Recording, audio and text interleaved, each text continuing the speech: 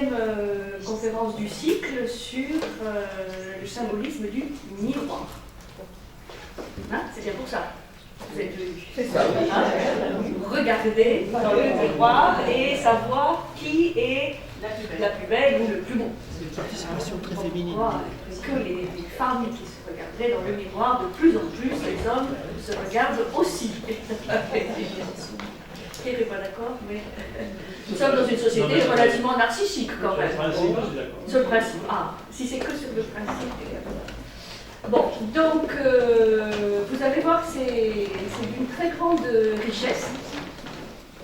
Donc on va essayer en 2 heures de lancer quelques pistes, sans jeu de mots cette fois, de réflexion sur le symbolisme du miroir. Alors on va commencer par des choses très simples.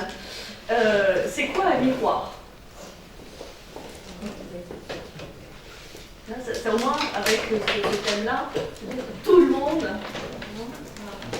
a pu, a touché. Et bien c'est un objet du quotidien, ça je vous apprends rien, qui possède une surface, définition, surface suffisamment polie pour qu'une image s'y forme par réflexion. Je dis, on commence par des choses basiques. Physique, concrète, sensible. Donc un objet évidemment devenu du quotidien qui possède une surface suffisamment lisse ou polie pour qu'une image s'y forme par réflexion. Et c'est un objet qui est conçu à cet effet pour pouvoir réfléchir.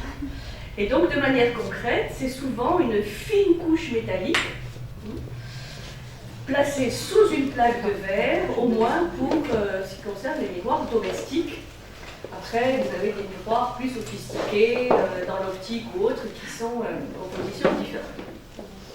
Et donc, dans l'histoire de l'humanité, on peut distinguer entre les premiers miroirs utilisés et les premiers miroirs fabriqués. Il semble que les premiers miroirs utilisés étaient des plans d'eau. Des plans d'eau plutôt tranquilles, parfois sombres, ou bien de l'eau recueillie dans un récipient ou dans une pierre, ce qui permettait notamment aux astres de se refléter. Vous savez, dans beaucoup de civilisations très anciennes, ce genre de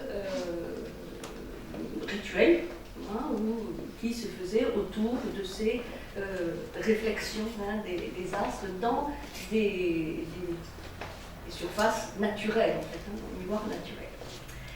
Les premiers miroirs fabriqués, par contre, donc là on passe à une autre étape de l'humanité, étaient des morceaux de pierre polie, souvent avec de l'obsidienne, qui est une pierre assez dure, qui était polie, qui est sombre, oui, une sorte de verre volcanique. Et les exemples les plus anciens de miroirs en obsidienne ont été trouvés en Anatolie, aux environs de 6000 avant Jésus-Christ. Et puis après, dans toutes les civilisations, que ce soit la civilisation mésopotamienne ou égyptienne ou chinoise, qui sont à peu près contemporaines, entre 5000 et 1000 avant Jésus-Christ, on va trouver beaucoup d'exemples de ces miroirs dans des tombes, dans des temples, dans beaucoup de lieux archéologiques, on va trouver ces miroirs polis. Donc, pour dire que c'est quelque chose de totalement universel. Ensuite, l'homme a fabriqué, commercialisé évidemment en grande quantité ce type d'objet. Et en se développant, c'est sûr que ça a modifié aussi un petit peu la signification de cet objet. Et aujourd'hui, il est devenu un objet incontournable dans nos maisons, dans nos salles de bain, entre autres. Et il est devenu un objet plus lié à l'esthétique et à l'image de soi, pour lancer quelques pistes qu'on va étudier. Donc les miroirs se sont multipliés, pas simplement dans les maisons, mais dans les palais, les espaces publics. Je pense à la fameuse galerie des glaces de Versailles, et beaucoup d'autres comme ça, pièces, des palais, des espaces publics où il y a ce jeu de miroir qui est évidemment voulu. Donc les miroirs permettent d'avoir une idée de la façon dont les autres nous voient. C'est pour ça qu'on se regarde en général avant de sortir dans le miroir pour savoir à peu près quelle tête, quelle apparence on va donner aux autres. Et comme je disais, ils sont aujourd'hui quand même très employés dans une perspective peut-être un tout petit peu plus narcissique. Alors, en grec, il y a plusieurs mots pour désigner un miroir. Il y en a 3, je vais les indiquer, pas rentrer dans les détails, mais selon que l'on considère qu'il y a face à face ou bien une direction du regard. Donc, il y a 3 mots un peu différents, avec 3 significations différentes du miroir. Mais je vais plutôt m'intéresser à l'origine latine, qui est plus connue, puisque le nom latin du miroir, c'est le mot speculum. Speculum. Le nom latin, qui est traduit par miroir, speculum, S-P-E-C-U-L-U-M. Et évidemment, c'est ce mot, speculum, qui va donner le terme de spéculation, qu'on connaît aujourd'hui dans plusieurs sens. Mais à l'origine, spéculer, c'est ce que je trouve intéressant, spéculer, c'est observer le ciel et les mouvements des étoiles, enfin des constellations, à l'aide d'un miroir. C'est ça que ça veut dire à l'origine, spéculer. Observer le ciel et les mouvements stellaires à l'aide d'un miroir. Et c'est devenu peu à peu un mot qui explique, enfin qui définit une opération intellectuelle, mais il faut savoir que ce terme de spéculation s'enracine donc dans l'étude des astres, reflétés dans un miroir. Et aujourd'hui, spéculer, qu'est-ce que ça veut dire? On regarde un dictionnaire. Spéculer, c'est produire une réflexion de l'avenir, grâce au miroir, cette fois de la pensée ou de l'intellect. Je spécule, c'est-à-dire je fais en quelque sorte une projection, un pari, sans parler évidemment de la spéculation financière, où là aussi il y a cette idée d'envisager l'avenir, de faire un pari sur l'avenir. Donc spéculer au départ, c'est observer les astres à travers un miroir. Aujourd'hui, c'est produire une réflexion de l'avenir grâce au miroir du mental, on va dire, de la pensée.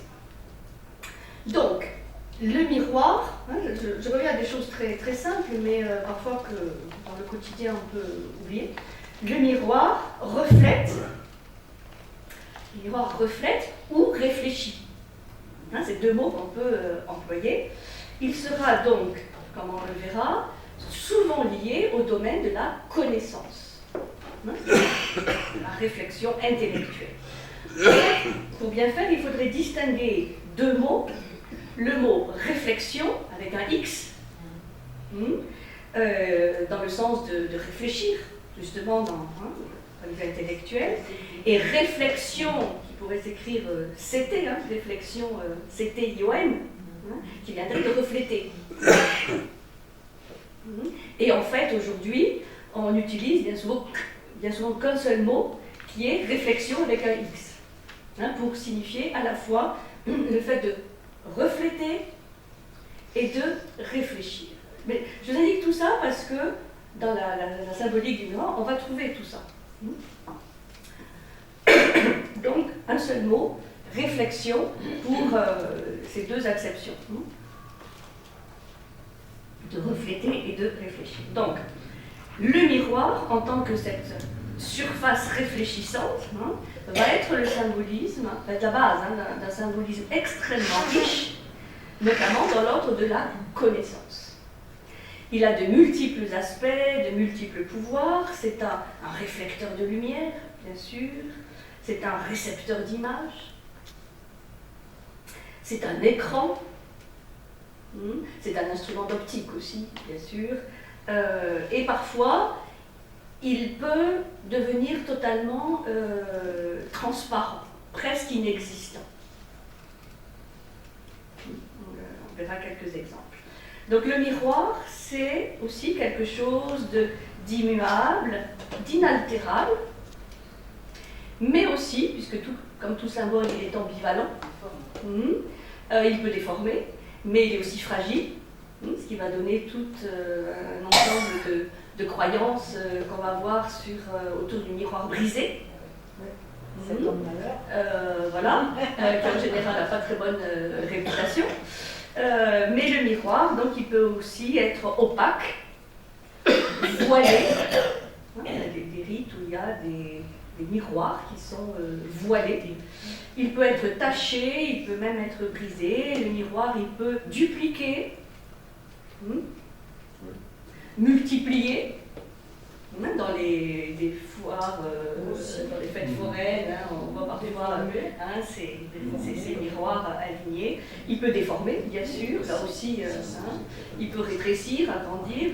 Il peut aussi colorer. Donc vous voyez qu'il peut faire beaucoup de choses. Et on en trouve aussi dans la nature, ce n'est pas simplement des miroirs fabriqués, mais dans la nature, il y a plein de miroirs, que ce soit des miroirs nébuleux, des miroirs aquatiques, des miroirs aériens, bref. C'est aussi quelque chose qui nous entoure dans le monde naturel et pas simplement dans le monde fabriqué. Donc, le reflet créé par le miroir, parce que vous allez voir qu'il y a toujours une sorte d'ambiguïté dans la symbolique du miroir. Il faut savoir si on parle vraiment du miroir en lui-même ou du reflet. Tellement ces deux notions qui peuvent être collées l'une à l'autre. Donc, le reflet créé par le miroir, ou le miroir lui-même, offre soit l'imitation, c'est-à-dire l'analogie avec le réel, ce qui est reflété est identique au modèle, à l'original. Ça, c'est un aspect du miroir. Donc le côté imitation, mimésis, comme vont dire les Grecs, l'imitation, l'analogie avec le réel, ou l'exactitude de la réplique. Donc dans ce cas-là, on est dans l'expression d'une identité, mais il peut aussi, tout aussi bien, et parfois en même temps, définir une expression de l'altérité. C'est-à-dire, celui que je regarde dans le miroir est autre, ou celui qui se reflète dans le miroir, et c'est parfois inversé, oui, est autre que le modèle. Mais, et ça c'est vraiment très intéressant, c'est pour ça qu'on dit que parfois le miroir, c'est le symbole par excellence. C'est le symbole des symboles, c'est vraiment le symbole du symbolisme. Parce que c'est un élément médiateur, ça on peut le comprendre très aisément, et surtout, il contient toute l'ambivalence du monde symbolique, qui peut exprimer en même temps, une chose et son contraire. Donc, une identité et l'altérité. C'est pour ça que ça a toujours causé beaucoup de questions, le miroir, pour savoir réellement qu'est-ce qu'on voit. Jusqu'à dans la peinture actuelle, il y a souvent des miroirs vides. Donc, le reflet, ou le miroir, puisqu'il y a toujours cette ambivalence, est à la fois identique et différent du modèle. C'est-à-dire qu'on n'est pas sûr que ce que l'on voit matin ou le soir, on se regarde dans le miroir, soit vraiment ce que l'on est.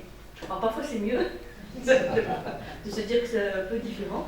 Parfois, je vous laisse juger. Donc, à la fois identique et différent du modèle, et le reflet, donc, renvoie, dans un langage plus philosophique, au même et à l'autre. C'est cette fameuse expression, le même et l'autre. Tout à la fois. Cette fameuse expression qu'on trouve dans le Timée de Platon, le démiurge qui crée le monde à partir du même et de l'autre. Donc, c'est un symbole évidemment hyper important, c'est l'exemple même du symbole, dans ce qu'on avait révisé la semaine dernière, les caractéristiques du symbole, vous les retrouvez toutes dans le miroir. puisque ça va être l'objet de l'entre-deux, on dit, de l'entre-deux, de la relation, bien sûr, de la médiation. Il est ambivalent, donc vous avez tout un ensemble de tandems, ou de couples qu'on peut associer au miroir. La duplication, ça duplique, mais aussi la duplicité, puisqu'on n'est pas sûr que ce qu'on regarde ne soit pas illusoire. Duplication, duplicité.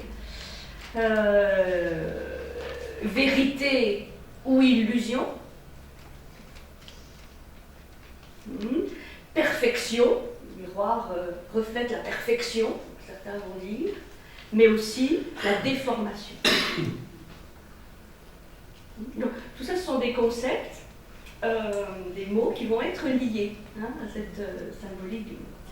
Donc, ça va permettre de nous poser beaucoup de questions. Que reflète le miroir? Que reflète le miroir? Qu'est-ce que le miroir? En plus d'être une surface réfléchissante, est-ce qu'elle a une réalité en elle-même? Ou est-ce qu'elle est vide? Vous savez, il y a plein d'histoires où on passe à travers le miroir. Alice au pays, on traverse le miroir, la traversée du miroir. Là aussi, c'est pas neutre. Puisque le miroir, là aussi c'est une question, est-ce qu'il garde une trace de ce qu'il reflète ou pas? Vous savez, on verra dans un certain nombre de traditions populaires, il est dangereux de se regarder dans le miroir parce que le miroir peut voler l'âme. Donc, on ne sait pas si le miroir garde une trace ou s'il ne garde pas de trace de ce qu'il reflète. Qui est celui qui regarde le miroir? Est-ce que c'est un simple reflet? Est-ce qu'il est inversé? Est-ce qu'il est déformé? Ou est-ce que c'est une image conforme à l'original? Donc tout ça pour dire qu'il y a une relation vraiment très étroite et constante depuis l'Antiquité qui s'établit entre l'idée de la connaissance et le miroir, ou l'image donnée par le miroir. Qu'est-ce que je peux connaître à travers le miroir, ou qui suis-je pour appréhender cette connaissance? Donc tantôt on va retenir la perfection de l'image, le fait que le miroir va imiter, ou le reflet est une pure imitation même parfaite. Ça c'est ce qui va par exemple définir la peinture pendant très longtemps, jusqu'au XVIe, XVIIe siècle chez nous, où le fait de peindre, c'est représenter le plus à l'identique. Dans la mimésis grecque, on imite, on représente la nature le plus comme elle est. Et puis après, il va y avoir une rupture avec la peinture à partir du XVIIIe jusqu'à aujourd'hui, où au contraire, le miroir est utilisé comme un miroir plus subversif, un miroir déformant. Je reviendrai peut-être tout à l'heure avec la peinture. Il y a un tableau, vous connaissez peut-être, qui est celui de Manet, la jeune fille au bar, qui se reflète dans un miroir et le reflet n'a rien à voir, il est décalé par rapport au modèle. Et ça crée un impact très fort dans l'histoire de la peinture pour montrer qu'un miroir pouvait justement ne pas refléter le réel. Alors, donc, soit la perfection de l'image, l'imitation du modèle, soit l'imperfection inhérente au fait qu'il y ait une médiation, qu'il y ait un relais. Parce que le miroir est un médiateur, un relais, donc, pour beaucoup, l'image qui va se refléter, le reflet, est imparfait, est dégradé par rapport à l'original. Soit parce que c'est dû à un défaut de la surface réfléchissante,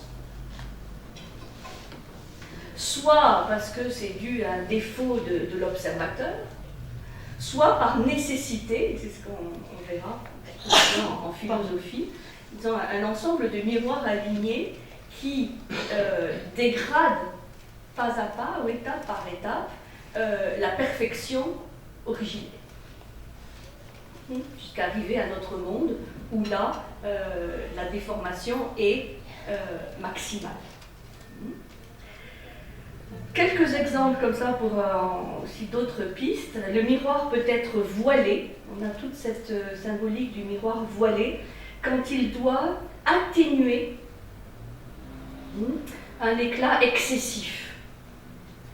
L'éclat excessif, par exemple, d'une vérité insoutenable, d'un être primordial hyper lumineux. Donc, dans ce cas-là, il faut voiler la surface du miroir pour atténuer la puissance primordiale. On a aussi les surfaces liquides, les écrans d'eau, qui permettent, par exemple, d'observer les éclipses. C'est un exemple qu'à travers le miroir de l'eau, on peut observer quelque chose qu'on ne pourrait pas observer directement, au risque de se brûler les yeux. Donc il y a ce rôle d'atténuation, qui est un rôle toujours pareil, qu'on considère bénéfique, qu'on considère maléfique, enfin, dans le sens où le miroir, et ça c'est très très important toujours, le miroir va à la fois révéler et cacher. Et c'est pour ça que là on est au cœur du symbole, parce que c'est contradictoire. Et c'est pourtant, en même temps, un objet qui révèle et qui cache, enfin qui masque. Vous voyez ?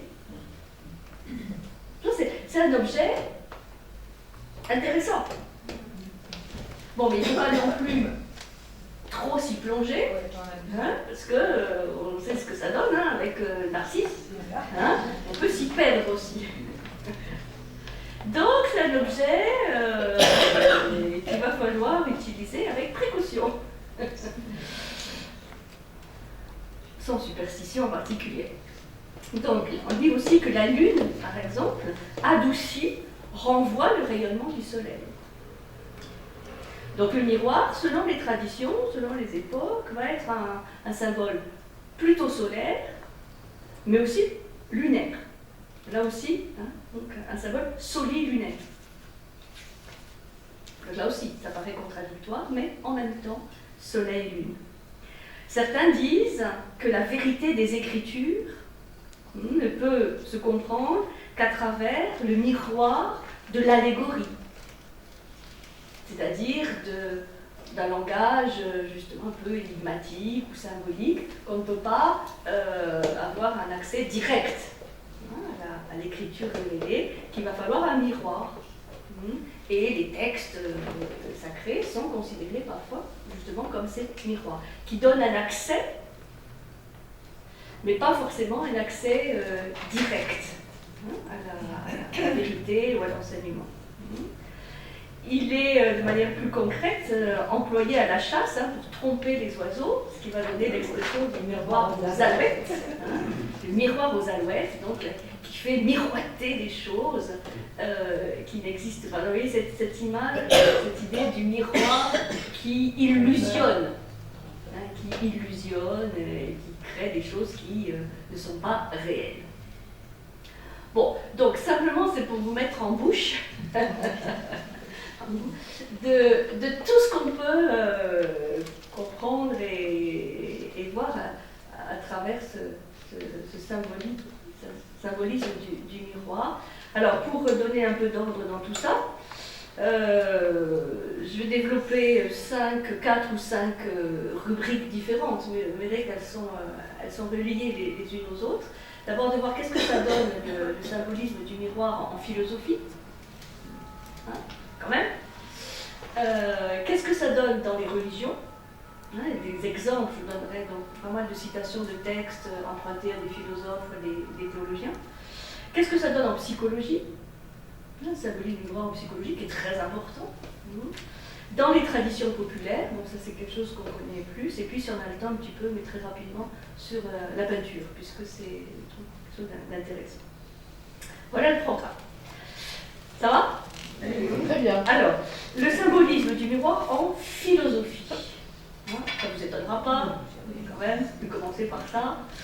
Et là, les notions essentielles qu'on va trouver, c'est la notion de miroir, le miroir du principe originel, hein, le miroir de l'unité primordiale, le miroir des origines, le miroir ou le reflet de la création.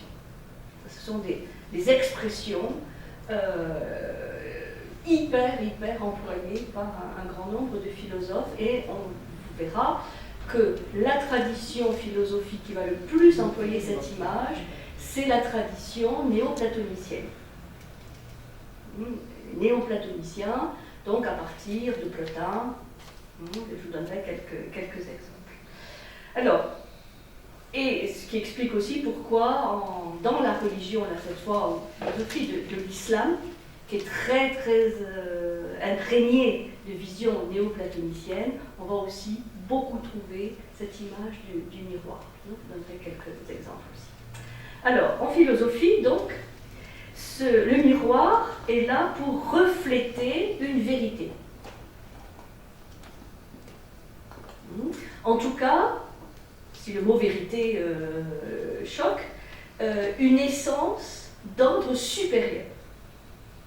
Hein, le miroir reflète une essence, c'est-à-dire quelque chose de signifiant, d'essentiel, oui, de structurant, d'ordre supérieur. Il va refléter, selon les cas, l'intelligence créatrice, hein, le Dieu primordial, l'essence primordiale, le un, hein, ce qu'on appelle parfois la parole ou le verbe créateur. Et la création, c'est-à-dire notre monde manifesté, est vue soit comme le miroir, soit comme le reflet du divin. Hein, j'insiste, parfois, quand on trouve le mot miroir, c'est plus le mot reflet. Et inversement, reflet, miroir.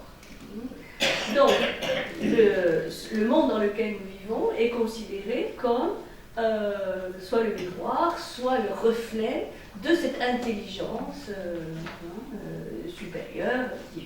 Par exemple, dans l'hindouisme, là que j'ai mis en philosophie, on pourrait mettre aussi en religion, hein, les deux.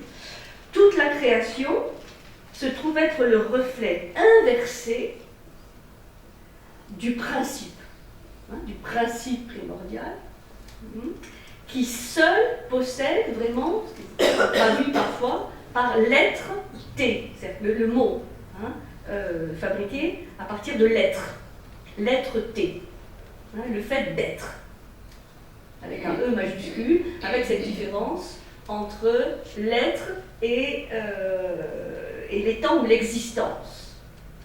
Hein, donc l'être, c'est vraiment dans le monde atemporel, et exister est plus le verbe lié au monde manifesté. Hein. Donc la création est considérée comme le reflet, mais inversé, c'est important, du principe qui possède l'être-té. Et donc, la réflexion de la lumière, ou du principe primordial, ne va pas changer la nature fondamentale de ce qui est reflété, mais elle va comporter un certain aspect de déformation ou d'illusion, de mensonge.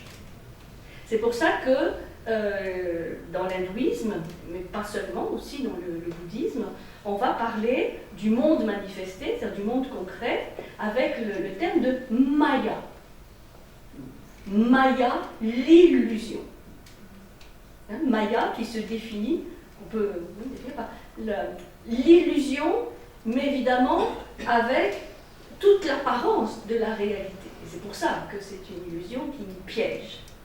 Parce qu'on croirait être dans la réalité alors qu'on n'est que dans un reflet déformé de ce réel. Maya, ça s'écrit vraiment comme ça se prononce, M-A-Y-A, Maya, qui était d'ailleurs par hasard le nom aussi de la mère du Bouddha.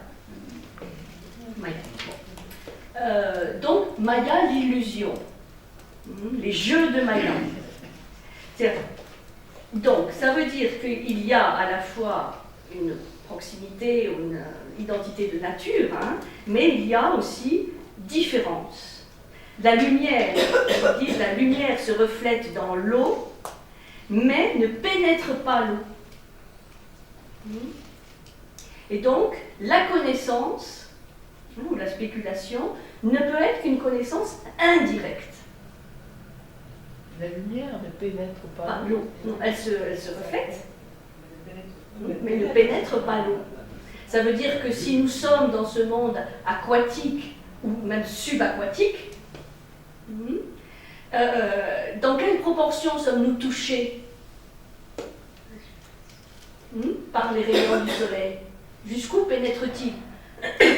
On sait concrètement que quand on plonge, au départ c'est lumineux, puis quand on va vers les profondeurs, c'est l'obscurité, jusque dans les grandes abysses, où il y a plus une plonge, il y a un véritable rayon qui traverse. Oui, un rayon. C'est pas la lumière, ça? Si, mais... parce qu'on le voit, on le jusqu'à une petite profondeur. Oui, après, il n'est jamais allé très loin. Oui. Oui, moi non plus. Mais là, je dis ce que disent les... C'est une image, hein, c'est une allégorie. Ils disent que voilà, la lumière se reflète dans l'eau, mais ne la pénètre pas. C'est-à-dire que même avec ce rayon de lumière, on n'est pas dans la vraie lumière.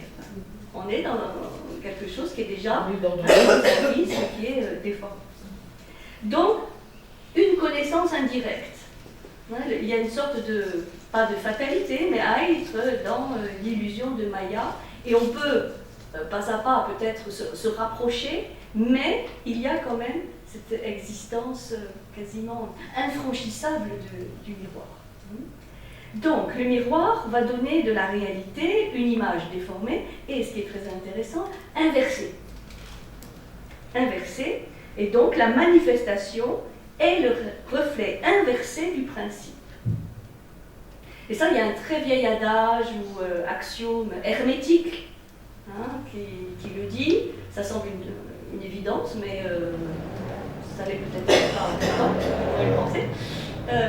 Ce qui est en haut est comme ce qui est en bas, ce qui est en bas est comme ce qui est en haut, mais à l'envers.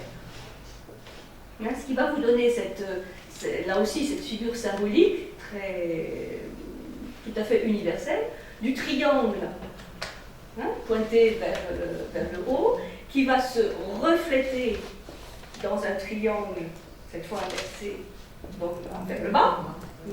Donc vous avez ces deux triangles qui peuvent se faire face, autour d'une surface plane, et vous savez parfois ces deux triangles qui sont imbriqués l'un dans l'autre. Ce qui va vous donner l'étoile à 6 branches, qu'on appelle parfois l'hexagrammaton, le sceau de Salomon, mais qui n'est pas du tout un symbole associé uniquement à la religion hébraïque. C'est un symbole universel, parce qu'on le trouve dans religion et philosophie beaucoup plus ancienne même. On va avoir ce triangle qui représente quelque part la divinité, le principe supérieur, ou la trinité, et qui va se refléter dans le monde sensible. Et donc le monde sensible est cette expression hexagonale en fait. D'un monde qui se reflète et les deux s'imbriquant l'un dans l'autre. Bon, étant dans un pays hexagonal, c'est intéressant.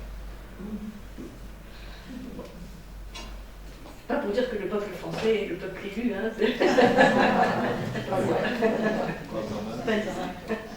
Bon. Alors, dans la philosophie occidentale, on va trouver Platon, qui va dire aussi, notamment dans le Timée, que le Dieu se regarde, contemple sa propre image et va se mettre à créer le monde. Il y a cette unité, cet un, qui va devenir multiple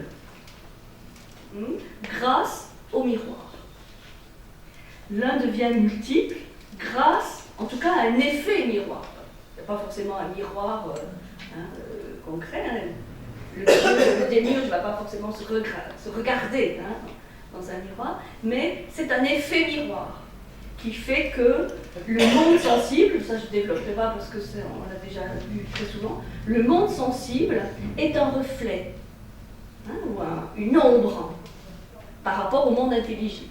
C'est chez Platon, la double nature, monde intelligible, monde sensible, et le monde sensible n'a pas de réalité en lui-même, il n'est qu'une ombre, qu'un reflet du monde intelligible.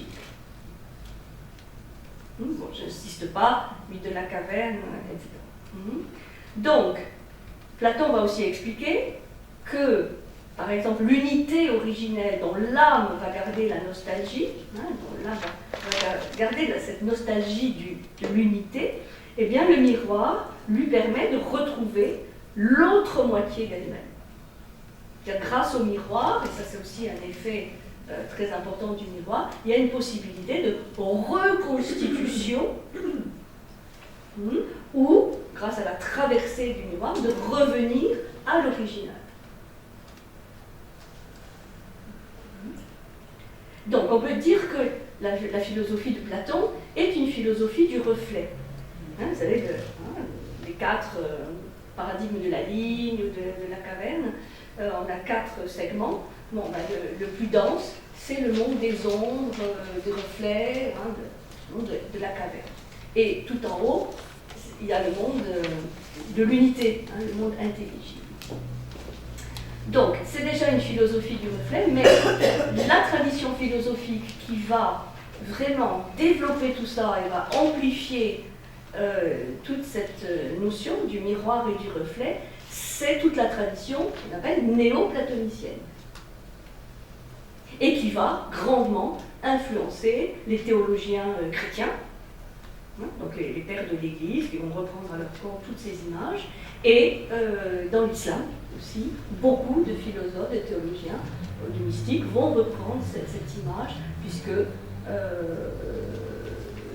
dans le monde arabo-musulman, la tradition néo-platonicienne est extrêmement vivante, hein, puissante. Alors, le premier, vous le connaissez, hein, le premier des néo-platoniciens, c'est Plotin.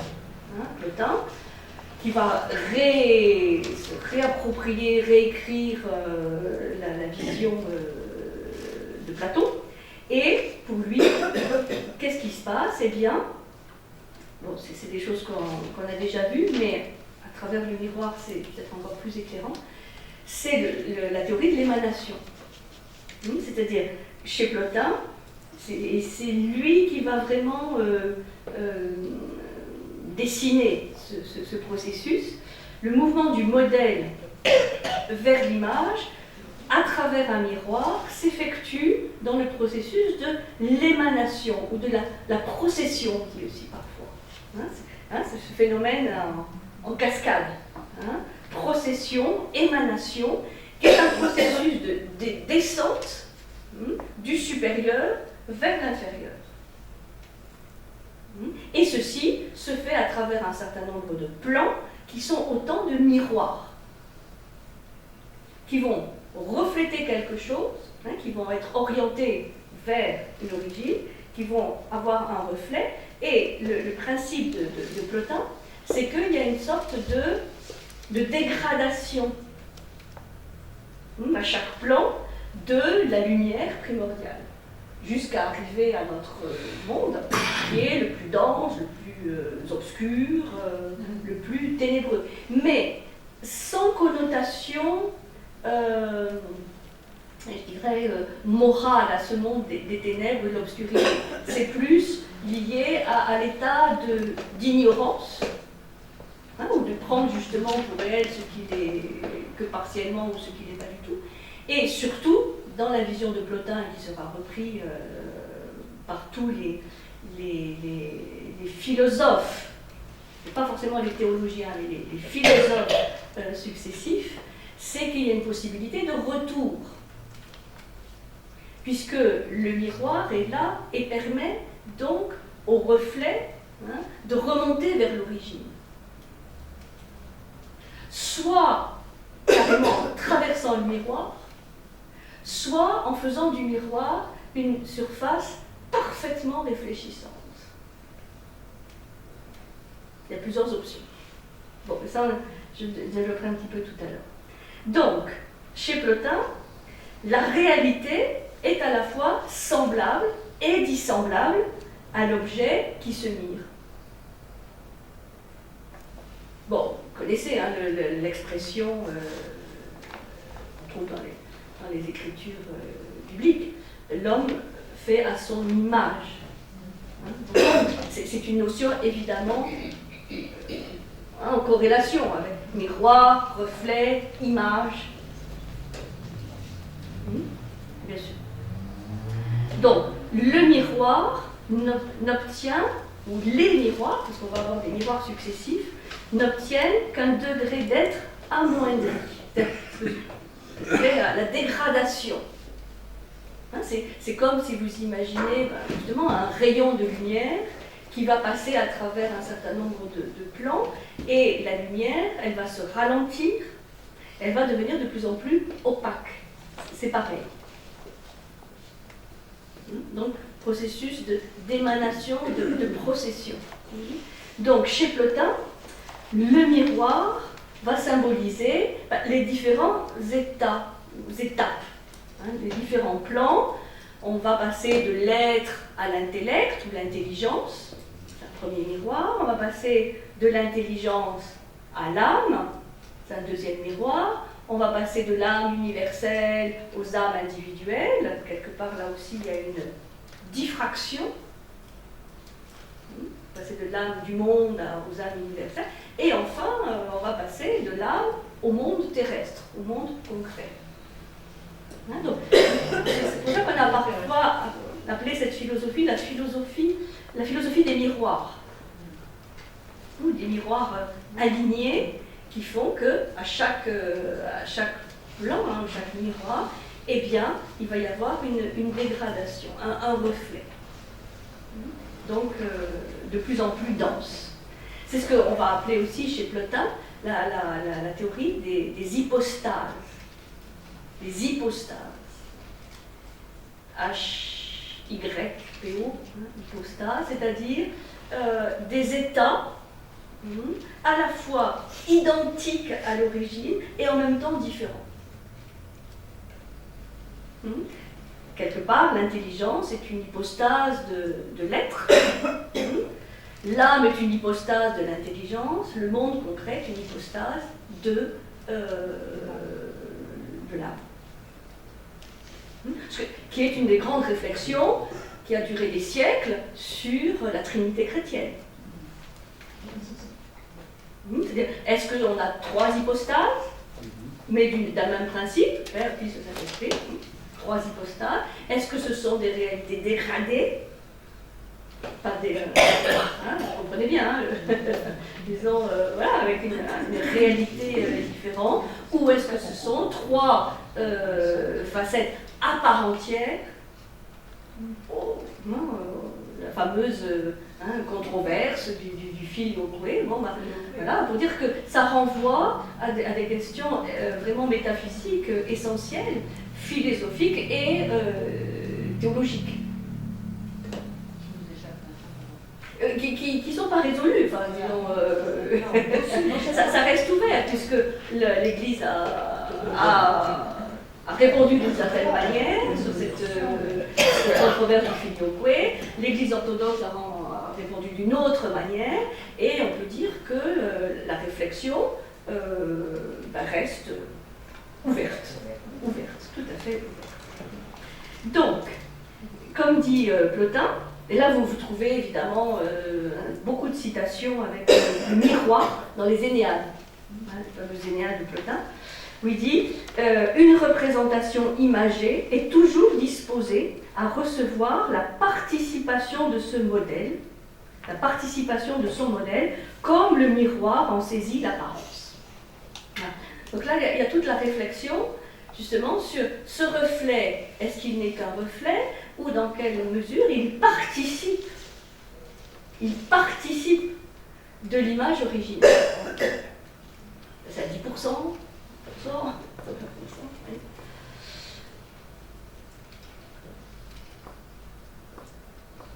Et il dit aussi, L'affaiblissement de l'image, reflété par des miroirs ternes et sombres, figure la sourde influence de la matière, profondeur de l'être, ténébreuse, obscurité sans lumière, pure privation. Donc là, il définit le monde matériel, qui est pratiquement privé de cette lumière originelle.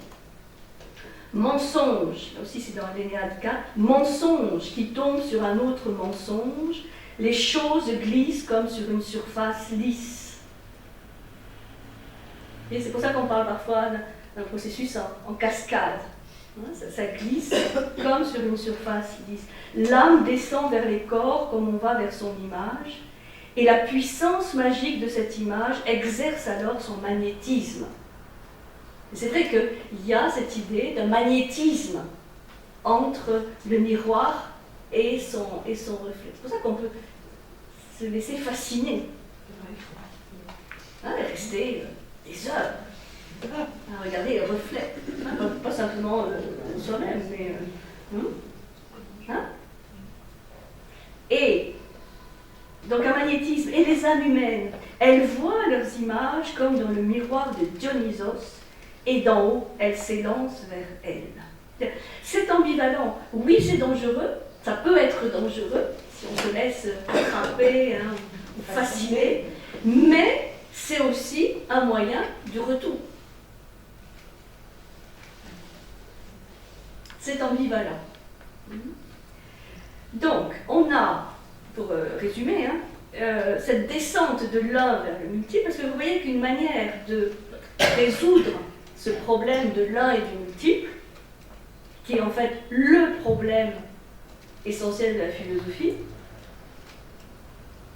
il est résolu, en tout cas par Platon et dans toute la tradition néoplatonicienne, par cette idée des miroirs successifs, des plans successifs, surface polie, et ce qui donne à l'homme la responsabilité de polir le miroir, qu'on va retrouver après en psychologie avec le miroir de l'âme, la fameuse psyché,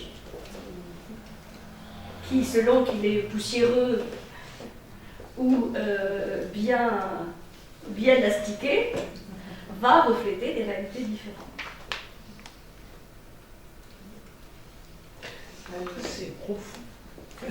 Il faut acheter des pchipchits, la sexe miroir de l'âme. Ça existe. Oui, le polir, c'est peut-être très bien pour l'homme, mais ce matin, il y avait une émission sur France Inter sur justement ces miroirs qui se réfléchissent, et les animaux, c'est une catastrophe, les oiseaux qui se fracassent sur les miroirs, justement, dans les villes, partout, quoi. Il y a des millions d'animaux morts. Et oui. Et le miroir est double, c'est-à-dire qu'il peut protéger, enfin dans notre tradition, il protège des influences néfastes. Vous allez en Chine, par exemple, sur le seuil des maisons, on met des miroirs, parfois, pour justement renvoyer les influences maléfiques. C'est prophylactique, c'est pour se protéger. Et en même temps, oui, ça fascine. Et justement, il y a beaucoup d'expériences qui sont faites avec des animaux, je pense notamment aux singes, où la manière de se comporter face au miroir est significative de la conscience qu'on a de soi. C'est ce que le psychanalyste Lacan reprendra avec le stade du miroir. À partir du moment où on est capable de se regarder, de voir dans un miroir et de se reconnaître en tant qu'être, ne pas faire la confusion entre justement soi et le reflet et le miroir, c'est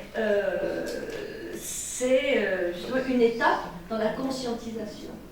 Donc c'est normal que les animaux, en tout cas certains, n'aient pas cette conscience de soi. Un oiseau, il dira tiens c'est moi, donc on parle des singes comme animaux plus évolués peut-être, qui eux sont capables de se reconnaître. C'est un test. Parce que en fait dans les livres se reflète des fois le paysage, les arbres, Oui. Et il croit que la nature continue Oui. à travers. Oui. Ça nous arrive aussi à nous. Hein. Mais c'est fonction en fait de la position de leurs yeux. Oui. C'est-à-dire que Ah, dans oui. les yeux sur les côtés. C'est pour ça que ça renvoie, c'est très intéressant, parce que ça renvoie aussi au statut de l'observateur. Hein, quand on est distrait, on peut se prendre une glace sur le visage. Hein. Donc, voilà, c'est pas que les animaux qui se laissent ainsi. Oui, oui. Vous voyez, ça renvoie à plein d'interrogations intéressantes.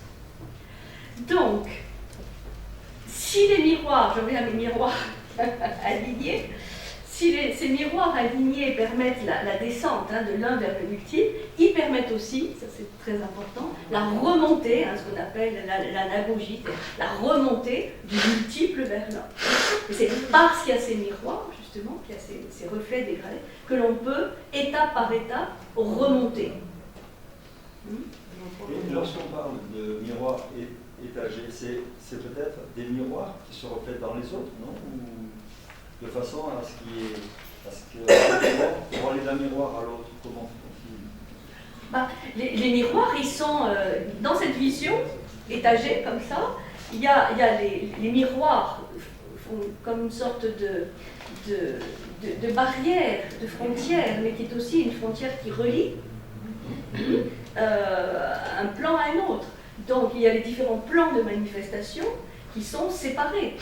Donc, les miroirs, ils sont pas forcément, ils sont alignés, mais ils ne se reflètent pas forcément les uns dans les autres.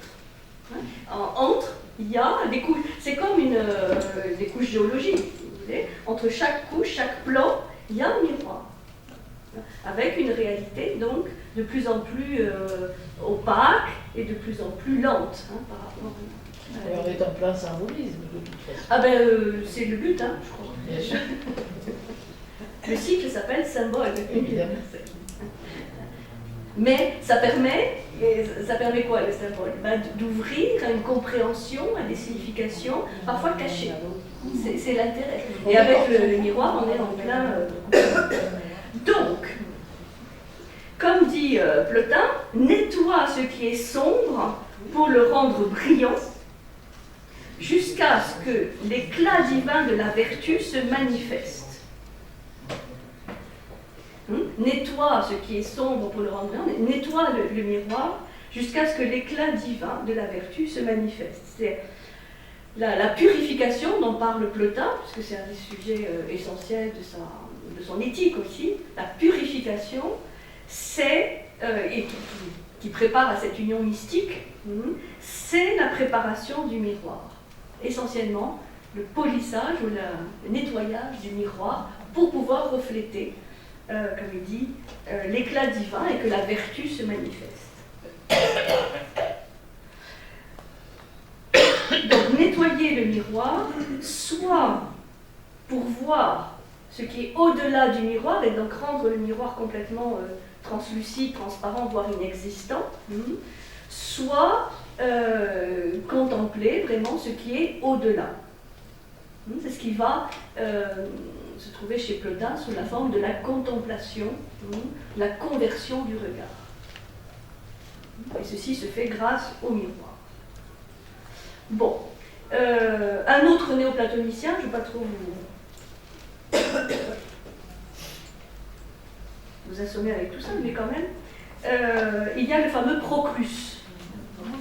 Proclus, P-R-O-C-L-U-S, qui est un des grands représentants de la tradition néoplatonicienne au 5e siècle.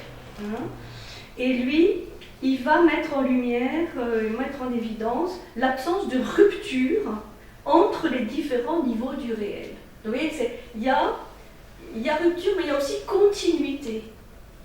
Et le miroir permet cette continuité, quelque part. Quand je parlais de couches géologiques, c'est pas tout à fait juste, parce qu'en fait, c'est pas séparé, c'est pas étanche. Il y a une continuité entre les différents plans. Et il va employer une très très belle image en commentant le Timée de Platon.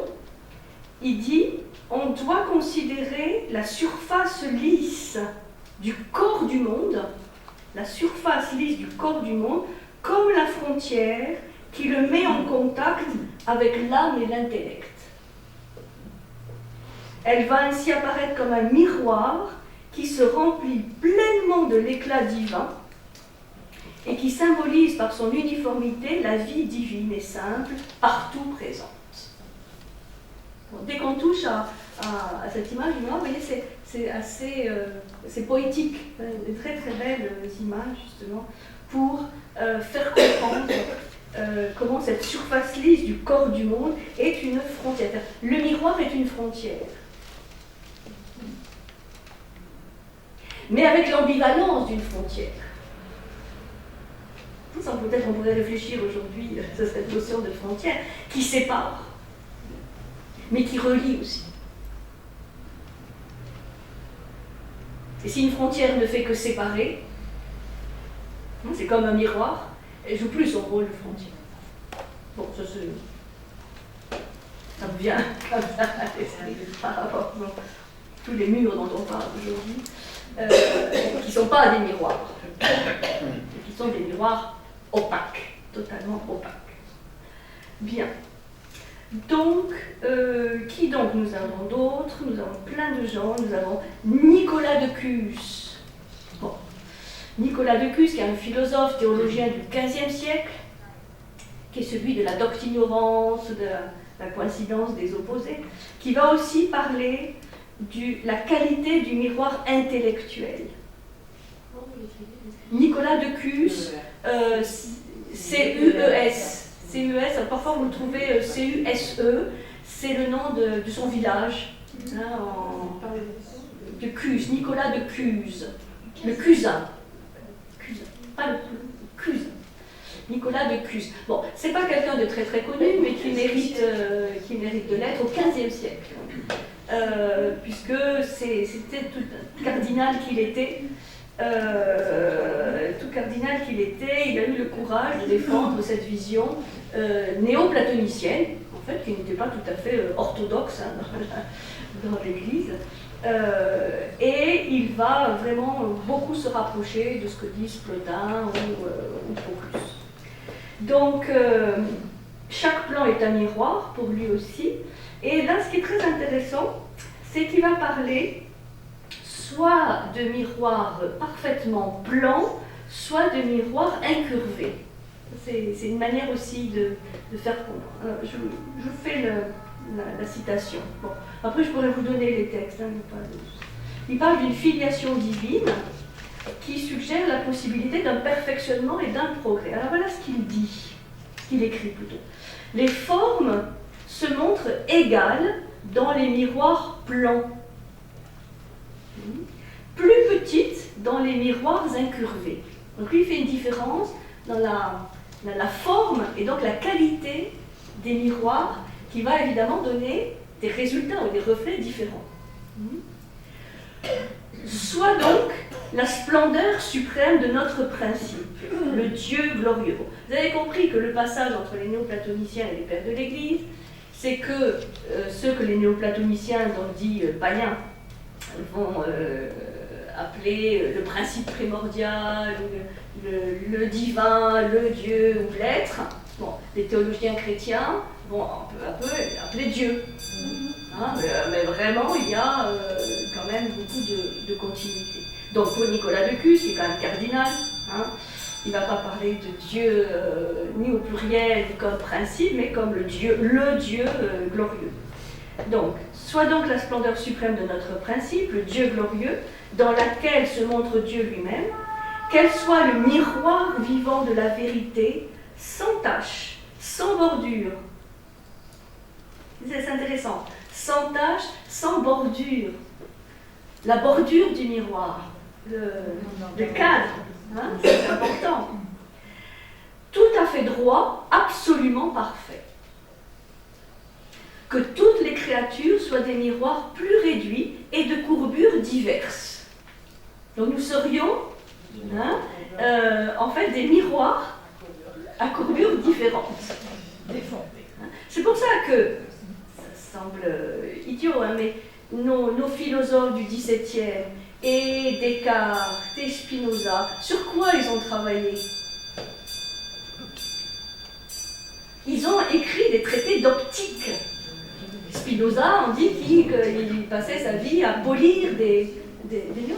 Descartes s'est beaucoup intéressé à tout ce qui avait trait au mur et à l'optique, c'est-à-dire là aussi à l'optique de manière vraiment scientifique, hein, pour décrire le rayonnement, la diffraction, tout ça, mais aussi, en tout cas Descartes, hein, c'est pour ça qu'il n'est pas que le cartésien qu'on vient dire, il s'est intéressé à toutes les illusions, hein, toutes ces chambres à miroirs multiples, où on se laisse illusionner et fasciner. Hein, donc il a étudié les deux. Bon, c'est une petite parenthèse.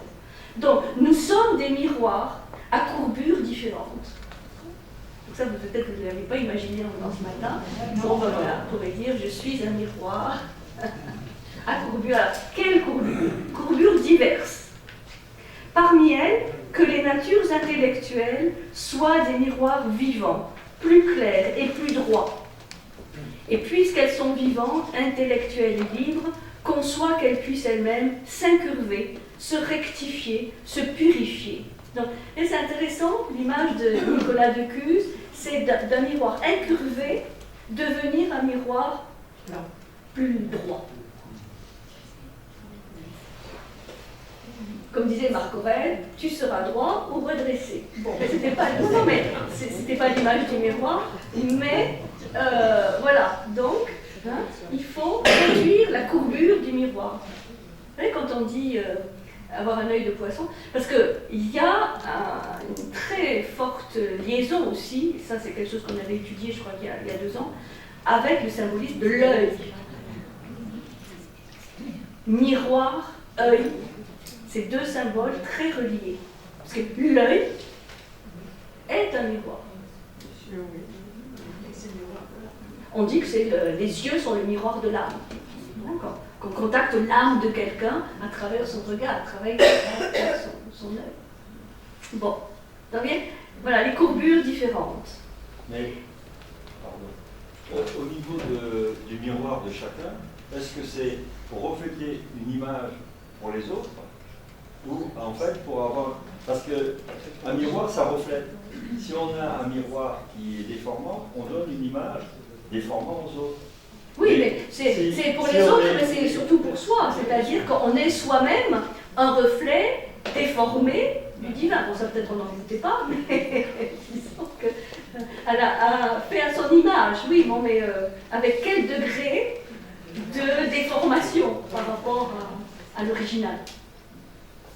C'est toute la symbolique de la purification, c'est-à-dire on nettoie et, comme dit Nicolas de Cuse, j'ai choisi ça parce que je trouvais intéressant, cette notion de courbure. Et est-ce que dans le regard qu'on a, sur soi ou sur les autres, c'est la même chose, quelle déformation on a? Il intervient une volonté là-dedans. Comment? Il intervient une volonté de soi, de l'image qu'on projette. Pas de l'image qu'on projette. Vous savez, à cette époque, l'image qu'on projette était peu intégrée. C'était surtout l'image qu'on projette de soi pour soi, dans son propre volonté, comme dit Decuse, d'un perfectionnement. Oui, oui. Après, l'image qu'on donne aux autres, c'est une conséquence.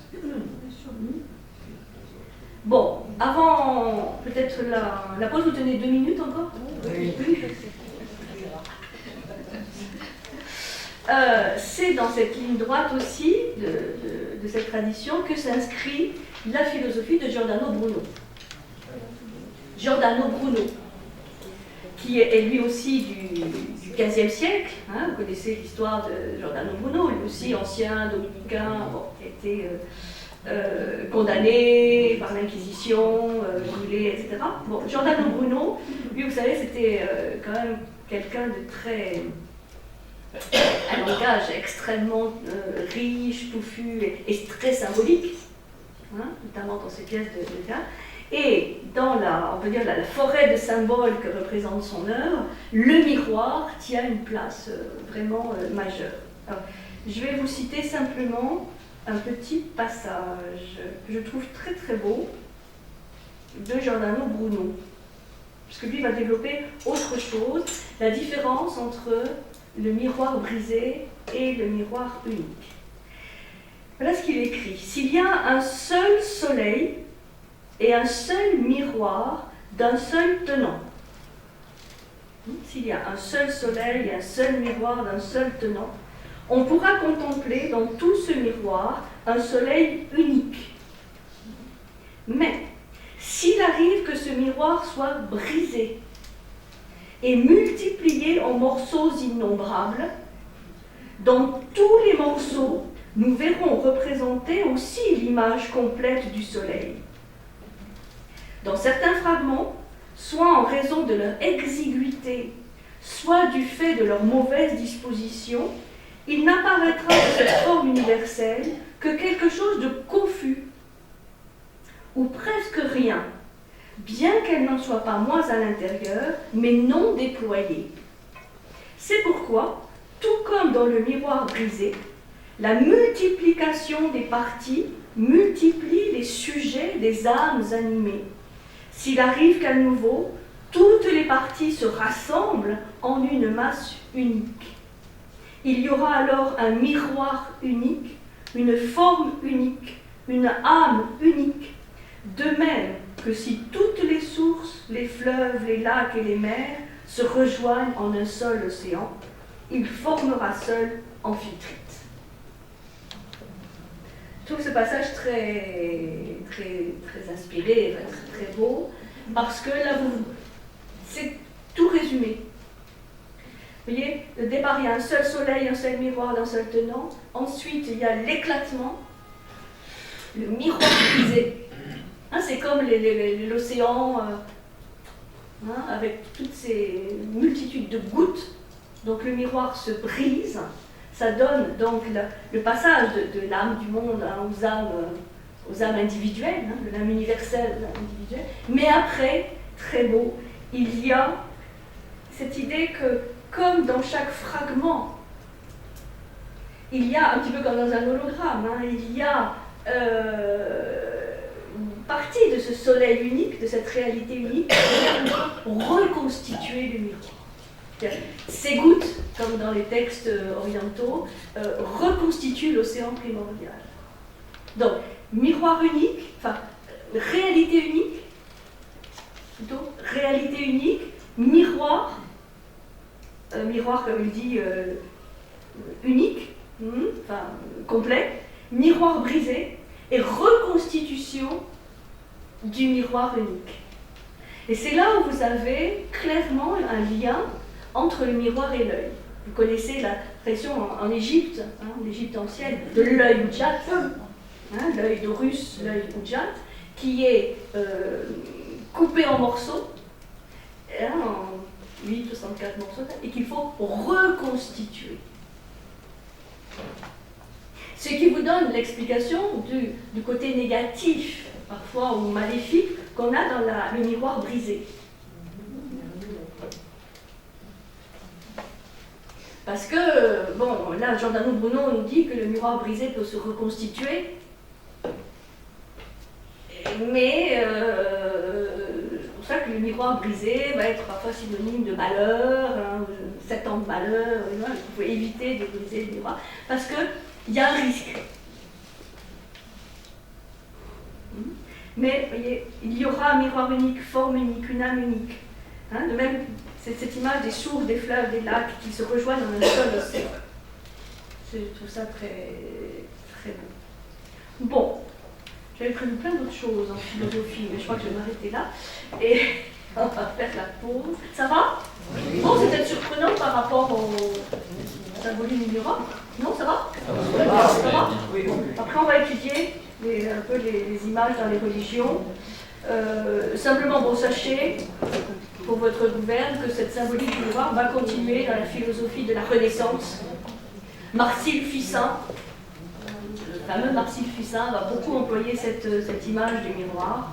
Et comme je le disais, même les philosophes du XVIIe, Descartes, Spinoza, vont continuer à utiliser cette image du miroir.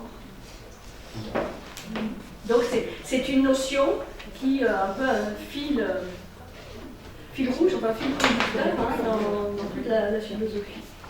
Et pas simplement occidentale. Hein. Bon, on va se prendre un petit café. Hein, on va se refléter dans la surface du café. Alors, donc, le symbolisme du miroir dans les religions. Bon, philosophie, religion, c'est pas pareil, mais c'est quand même lié. Donc, il faut savoir que on a plein d'exemples d'utilisation du miroir dans les textes, dans l'enseignement religieux. Alors, j'en balaye quelques-uns, de manière assez éclectique. Un que vous aimez pas trop, mais qui est quand même important, c'est Saint-Augustin. Si, vous l'aimez? Moi, je l'aime. Qui est-ce qui aime Saint-Augustin? Tu vois? Le péché, tout ça? Ah ouais? Moi, je suis plus connue comme ça. C'est bien de le savoir. Donc, Saint-Augustin, lui, ça ne vous étonnera pas qu'il utilise le miroir, mais surtout sous l'aspect trompeur. L'aspect trompeur des images, et avec rapport du réel, les deux sont doubles. Donc, il va développer l'idée d'un miroir menteur, hein, qui a la possibilité vraiment de déformer l'image, et il va quand même aussi développer cette idée du pouvoir révélateur de l'image. Là, vraiment, on a chez Saint-Augustin cette ambivalence du miroir qui révèle et cache en même temps, enfin, qui révèle et déforme. Comme il le dit, c'est une citation, « Aujourd'hui, nous voyons à travers un miroir et en énigme. Alors, nous verrons face à face. » Aujourd'hui, nous voyons le monde à travers un miroir déformant, et le monde reste une énigme, mais alors, c'est un jour, et là il fait vraiment référence au jugement dernier, Apocalypse, nous verrons face à face. Là, il n'y aura plus, nous verrons face à face. Nous verrons le réel, nous verrons Dieu, vraiment face à face. Et il dit aussi, quant à nous, le visage découvert, reflétant comme un miroir la gloire de Dieu, nous sommes transformés en la même image, de gloire en gloire, comme par l'Esprit du Seigneur. Bon, vous savez qu'il était néoplatonicien, Saint-Augustin, avant de se convertir, de manière assez radicale au christianisme, mais il en a gardé quand même des séquelles. Non, vous savez, j'aime beaucoup la philosophie néoplatonicienne, et donc là, il est encore très imprégné de cette... Il dit, ce miroir est ici-bas dissemblance, énigme, pauvre ressemblance. Mais s'il découvre sa véritable fonction, il peut conduire de plus en plus près de la divinité. C'est quand même incroyable que Saint-Augustin écrive ça. C'est un schéma néoplatonicien. Se rapprocher pas à pas de la divinité. Et l'idée de la contemplation. Bon. Je vous enverrai les textes. Alors, le miroir est aussi très présent dans, par exemple, le bouddhisme tibétain, qu'on a étudié il n'y a pas très très longtemps, symbole de l'une des plus hautes connaissances. Et on va parler de la sagesse du grand miroir. La sagesse du grand miroir qui enseigne le secret suprême. Et là, dans cette vision, c'est que le monde des formes, le monde manifesté, le monde sensible, est un aspect de la vacuité primordiale. C'est-à-dire là, dans le bouddhisme tibétain, comme dans le bouddhisme, ce qui se reflète, c'est l'unité, mais souvent sous la forme de la vacuité. C'est un concept qui nous est parfois...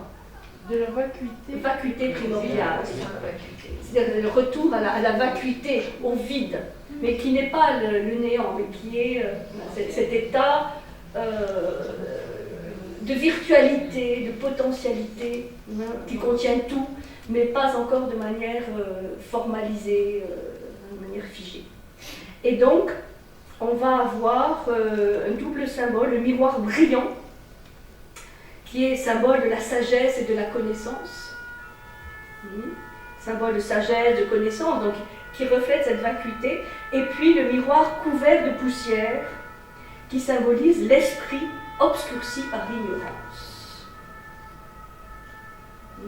Et peut-être vous vous rappelez, dans le Bardo Todol, le livre des morts tibétains, il y a un moment donné du jugement, le moment du jugement, où il y a Yama, le maître du royaume des morts, qui tend à l'âme du défunt un miroir. Et on dit que c'est le miroir du karma, enfin, disons, des actions faites, dont il va falloir rendre compte, en tout cas assumer. Celui qui est plein de poussière, c'est celui qui... C'est l'ignorance, en fait, l'esprit obscurci par l'ignorance. Donc, il faut savoir que le miroir va jouer un grand rôle symbolique, c'est un attribut symbolique aussi d'un certain nombre de divinités, de personnages dans le bouddhisme. Autre tradition aussi extrême orientale, au Japon, vous avez dans la mythologie japonaise la déesse du soleil, la fameuse Amaterasu, qui a un attribut qui est le miroir sacré. Là, ça fait référence à la religion originelle du Japon, avec le Shinto. Et dans les temples Shinto au Japon, il y a toujours un miroir sacré, en rappel de cette déesse solaire. Donc, là au Japon, le miroir est solaire. Shinto, c'est Shinto, S-H-I-N-T-O, ce qui est la religion originelle du Japon avant l'arrivée du bouddhisme. Et on a donc toute une mythologie, avec notamment cette déesse solaire, Amaterasu, qui en fait fait sortir la lumière divine de la caverne. Ça, c'est vraiment très intéressant. Il y a l'idée d'une grotte, donc de ténèbres, et grâce au miroir, elle fait sortir la lumière solaire, donc des ténèbres, et elle va pouvoir ainsi créer le monde. C'est la mer de Platon. Oui. C'est-à-dire que là, enfin, c'est pas la mer, c'est un peu la même chose, c'est-à-dire que dans la caverne de Platon, on a le soleil, mais là, justement, la déesse Amaterasu, elle utilise un miroir pour refléter la lumière du soleil et faire que cette lumière ensuite crée le monde. C'est très très beau. Et donc c'est pour ça que le miroir est sacré dans la religion Shinto, et encore aujourd'hui, parce que ça y est, une grande tradition au Japon, ce miroir sacré, qui est de petite taille, est conservé dans un des temples majeurs du Japon, qui est le temple d'Ise, qui est reconstruit périodiquement tous les 20 ans.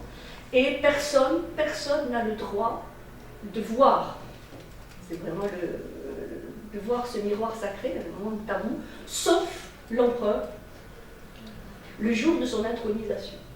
C'est le seul à avoir le droit de regarder face à face ce miroir sacré, tellement il y a une puissance, on va me dire superstition, mais ce miroir sacré est vraiment d'une puissance, puisqu'il est le miroir de la déesse.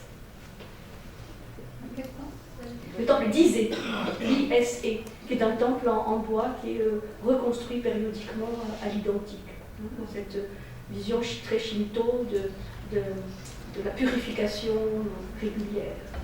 Donc, au Japon, vous voyez, donc au Tibet, dans le bouddhisme, au Japon, on a aussi, depuis la Grèce et dans beaucoup d'endroits, l'emploi du miroir à des fins de divination.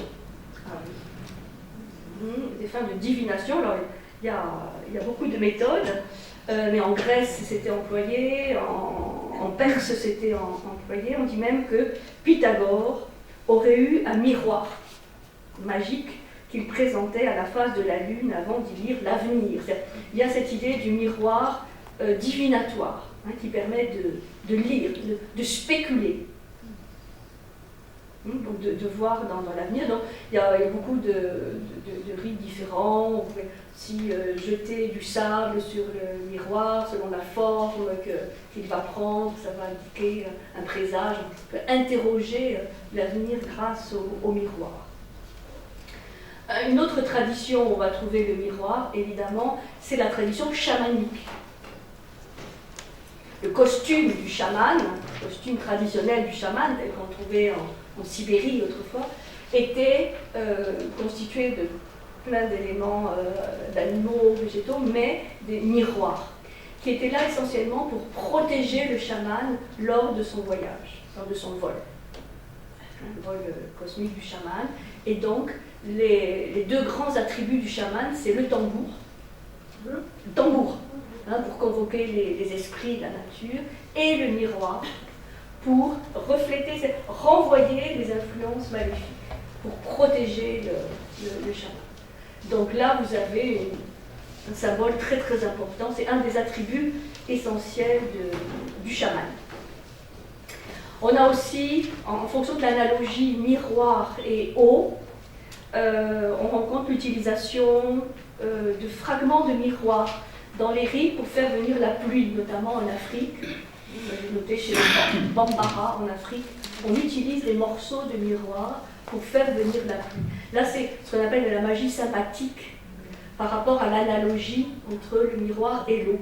Donc, utiliser des fragments de miroir par résonance, magie sympathique va faire venir l'eau. Chez les Bambara. Les Bambara. Et, bon, au Mexique précolombien, je vous passe, il y a le fameux frère jumeau du serpent à plumes, le fameux Tezcatlipoca, qui est le dieu au miroir fumant. Donc lui, il est représenté avec un miroir, souvent attaché à la jambe qui tient, avec de la fumée qui sort du miroir. Miroir fumant, c'est assez intéressant aussi comme symbole, puisque c'est un miroir, mais voilà, fumant, donc il va déformer la réalité qu'il reflète. Il faut dire que c'est vraiment universel. Il y a plein d'exemples. J'ai choisi un petit texte que je trouve très beau pour parler de la tradition de l'islam d'Ibn Arabi. Bon, on a déjà étudié. Il a écrit un livre notamment qui s'appelle le livre des théophanies divines. Et il y a la notion, une très belle notion, de miroir épiphanique. Miroir épiphanique, c'est-à-dire miroir qui permet l'apparition. L'épiphanie, l'apparition. Donc le miroir épiphanique, chez Ibn Arabi, c'est le miroir qui permet l'apparition du divin. Donc vous voyez, Ibn Arabi est un soufiste, un mystique. Et il y a un très beau texte. J'ai choisi aussi celui de Ghazali.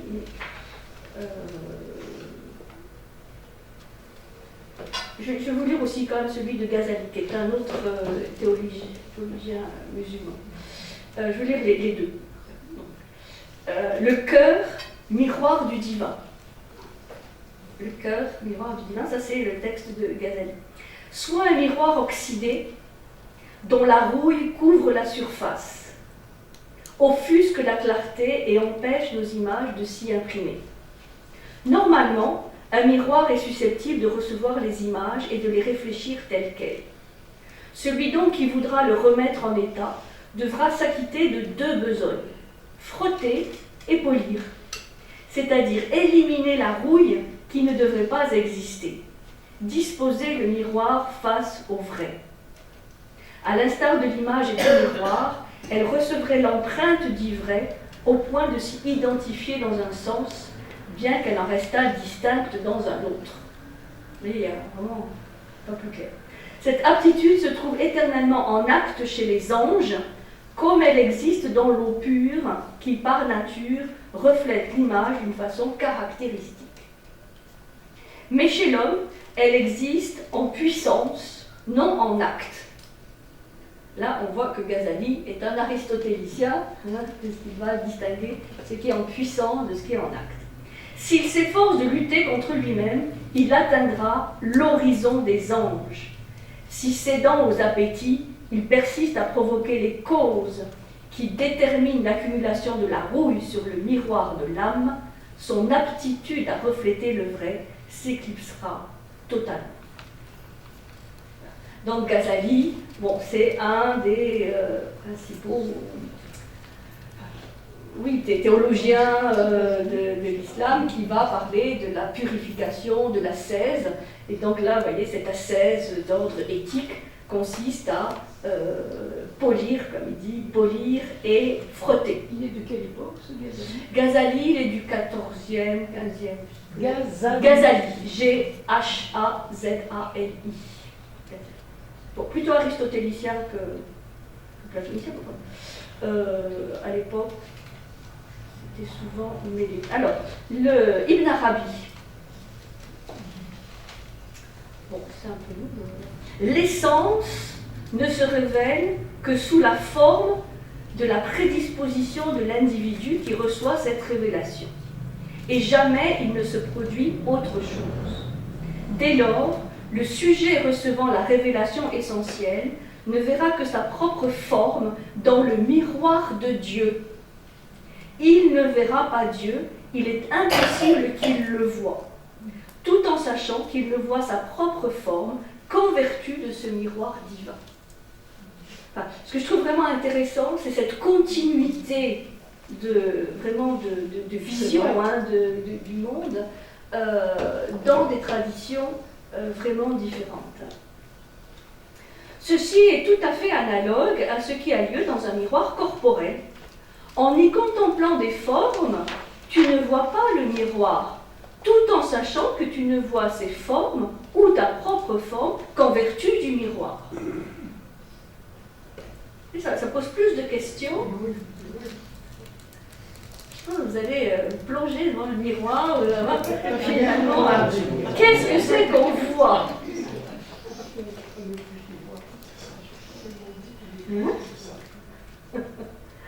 Ce phénomène, Dieu l'a manifesté comme symbole particulièrement approprié à sa révélation essentielle, pour que celui à qui il se révèle sache qu'il ne le voit pas. Il n'existe pas de symbole plus direct et plus conforme à la contemplation et à la révélation dont il s'agit. Tâche donc toi-même de voir le corps du miroir tout en regardant la forme qui s'y reflète. Il faut voir les deux en même temps. Pour ne pas se laisser fasciner comme Narcisse, il faut voir en même temps le corps du miroir et la forme qui s'y reflète. Cela est si vrai que certains, observant cette loi des formes réfléchies dans des miroirs, corporels ou spirituels, ont prétendu que la forme réfléchie s'interpose entre la vue du contemplant et le miroir même. C'est là ce qu'ils ont saisi de plus haut dans le domaine de la connaissance spirituelle. Mais en réalité, la chose est telle que nous venons de le dire, à savoir que la forme réfléchie ne cache pas essentiellement le miroir, mais que celui-ci la manifeste. Dieu est donc le miroir dans lequel tu te vois toi-même, comme tu es son miroir dans lequel il contemple ses noms. Or, ceux-ci ne sont rien d'autre que lui-même. Alors ça, c'est très intéressant comme idée. Dieu est le miroir dans lequel tu te vois toi-même, okay, mais tu es son miroir dans lequel il contemple ses noms. C'est-à-dire que là, c'est pas qu'il y a une subordination de Dieu vis-à-vis de ses créatures, mais pour en contempler ses noms, c'est-à-dire pas Dieu en tant qu'essence, mais ses noms, c'est-à-dire ses attributs, il a besoin de se voir dans le miroir de la créature. C'est-à-dire, ça veut dire que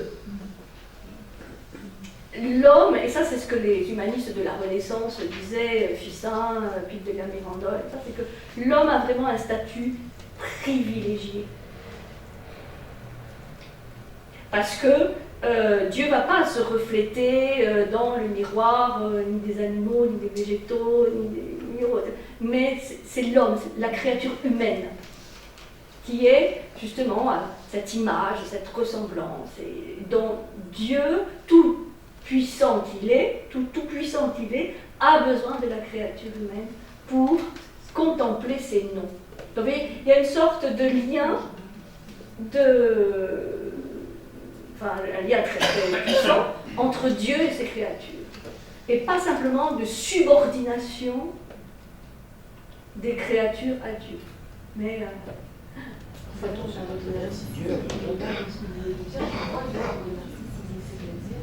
je m'attribue le pouvoir et la puissance de Dieu parce que je représente son image aussi.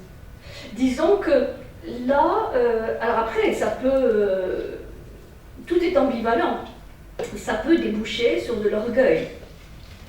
C'est-à-dire une sorte de je suis la ressemblance de Dieu. Bon, c'est pour ça que tous ces philosophes, tous ces théologiens, pour éviter cet écueil, enseignent justement l'humilité, la purification.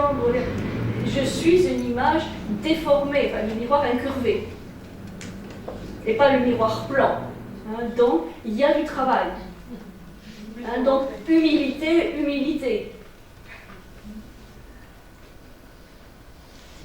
Mais oui, ça peut de toute façon toujours boucher sur de la vanité. Bon, voilà, ça c'est je trouve le très beau texte d'Ibn Arabi sur le miroir. Vous voyez que chacun amène un peu quelque chose de plus, de différent.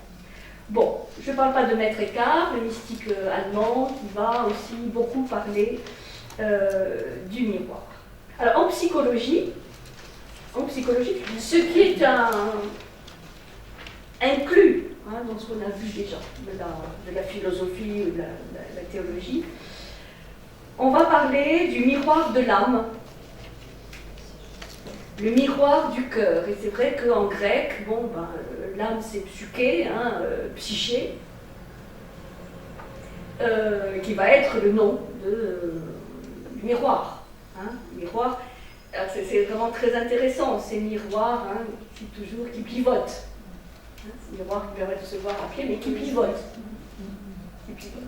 Donc ça veut dire que le miroir peut refléter des réalités différentes. Bon, ça c'est toute la vision aussi néoplatonicienne du double visage de l'âme. On a la Vénus Urania, l'âme céleste, qui regarde vers le ciel, et la Vénus terrestre, qui va donner l'amour concret, physique, la Vénus Pandemos. Donc chez Plotin, on a bien ce double visage de l'âme. L'âme céleste, l'âme Urania, Vénus Urania et Vénus Pandemos. Selon, là c'est pas la courbure, c'est l'inclinaison.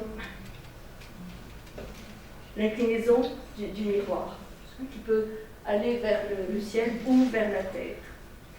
Donc, c'est toute une...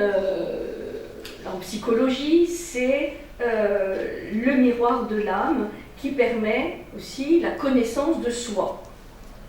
C'est pour ça que parfois, dans certaines représentations, je pense à celle de Pompéi, la fameuse villa des mystères de Pompéi, qui est le récit d'une initiation féminine.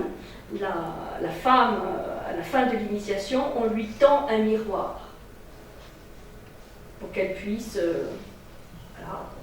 refléter soit la perfection qu'elle a atteinte, soit quelque chose de l'ordre du mystère. Ce qui est aussi le cas, avec un exemple peut-être plus connu, qui est les tapisseries de la Dame à la licorne. Les tapisseries de la Dame à la licorne qui représentent les 5 sens plus le 6e sens, qui reste un mystère. Et dans une des tapisseries qui représente la vue, mais bon, c'est bien qu'il y ait une interprétation pas simplement sensible, mais psychologique, voire spirituelle de ces tapisseries, elles se regardent dans un miroir. Je vous conseille vraiment d'y aller. C'est à Paris, au musée de Cluny. Les tapisseries de Dame à la licorne, c'est très étrange parce qu'en fait on ne sait pas exactement encore aujourd'hui ce qu'elles signifient. Et c'est sûr que ces 5 sens renvoient à des sens intérieurs, des perceptions intérieures. Donc le miroir est symbole de l'âme, de psyché, soit de sa pureté, soit de son obscurité. Donc ce thème de l'âme, ce miroir de l'âme, on va le retrouver, là je ne reprends pas, chez les philosophes platoniciens. On va le trouver aussi chez un grand théologien qu'on appelle Grégoire de Nice, qui est un des pères de l'Église, un des théologiens. Et lui, il va beaucoup s'intéresser au côté psychologique de l'âme. Je vous rappelle que l'âme, psyché chez les Grecs, c'était le monde médiateur. Nous, psyché, soma, le monde céleste, le monde médiateur, psychologique, et le monde concret, sensible. Donc, par exemple, Grégoire de Nice, il dit « Comme un miroir, lorsqu'il est bien fait, reçoit sur sa surface polie les traits de celui qui lui est présenté, ainsi l'âme, purifiée de toutes les salissures terrestres, reçoit dans sa pureté l'image de la beauté incorruptible. » C'est-à-dire que là, en psychologie, on va s'intéresser vraiment à ce monde de la psyché, ce monde intermédiaire par excellence, qui reflète donc l'esprit et le monde terrestre, et que l'on peut aussi purifier, stabiliser, nettoyer, pour qu'il reflète davantage le monde spirituel que le monde terrestre. Donc, l'âme est vue là comme le miroir, comme un monde médiateur. C'est pour ça qu'il y a analogie, âme, miroir. Et qu'on va parler des yeux de l'âme. Miroir de l'âme, des yeux miroir de l'âme. Donc là, il y a cette notion de âme. C'est un mot sur lequel on parle beaucoup de signification, mais par rapport au miroir, c'est le monde médiateur, par excellence. Donc, le miroir n'a pas seulement pour fonction de refléter, mais aussi, cette âme, elle peut participer. Pas simplement refléter, mais participer du monde subtil. Alors, je donnerai simplement, en psychologie, deux exemples rapides. Celui de Jung, qui, dans le processus d'individuation, tout le processus d'individuation, va expliquer une certaine notion du miroir. Là, je cite ce qu'il écrit, j'ai cherché dans La réalité de l'âme, son ouvrage La réalité de l'âme, il y a pas mal de références au miroir, et voilà ce qu'il écrit. Qui regarde dans le miroir de l'eau, aperçoit tout d'abord sa propre image. Qui va vers soi-même, risque de se rencontrer soi-même. Le miroir ne flatte pas, il montre fidèlement ce qui regarde en lui, à savoir le visage que nous ne montrons jamais au monde parce que nous le dissimulons à l'aide de la persona, c'est-à-dire du masque comédien. Le miroir, lui, se trouve derrière le masque. Alors ça c'est vraiment intéressant comme vision, c'est une autre vision. Le miroir, lui, se trouve derrière le masque et dévoile le vrai visage. C'est la première épreuve du courage sur le chemin intérieur.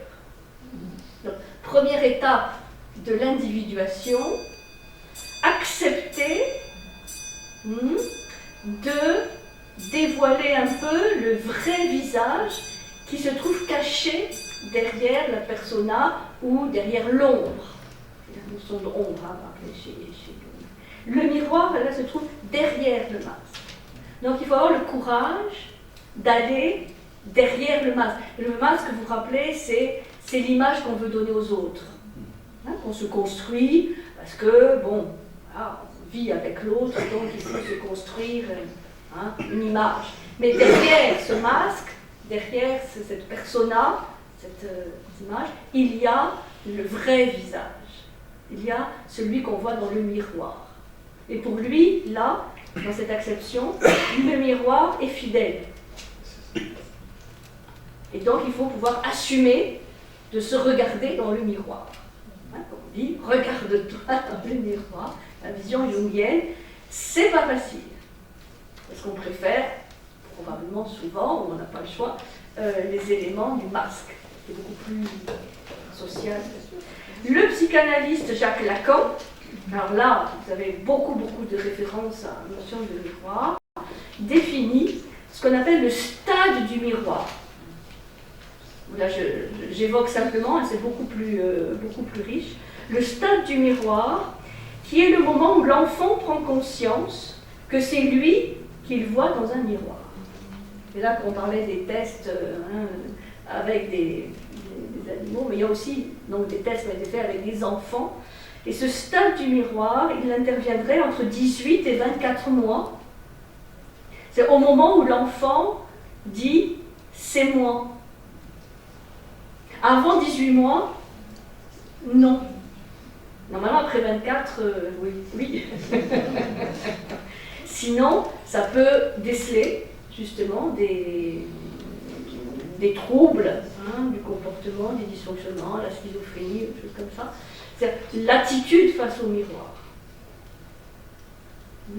Bon, là je ne développe pas trop, mais c'est pour lui très important, ce stade du miroir, qui est le moment de la mise en place de la fonction du je.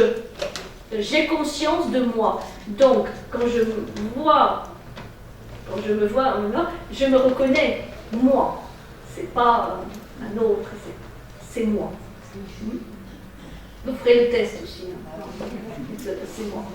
Si vous ne reconnaissez pas, vous allez consulter. Non, je blague, mais c'est parce qu'il faut rire un peu. C'est très très riche chez Lacan, encore plus riche que chez Jung. C'est cette notion du miroir comme étape dans la constitution du moi. Enfin, la constitution et conscience du moi.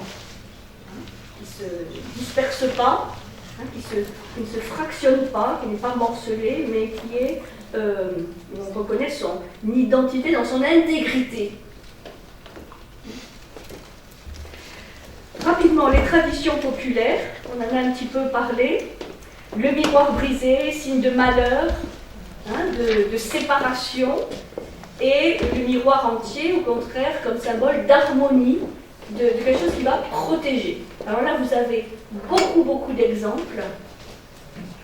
Je citais l'exemple de la Chine où le miroir reflète, par exemple, dans le feng shui chinois, on dit que c'est pas forcément très favorable de vivre, par exemple, à proximité d'un cimetière.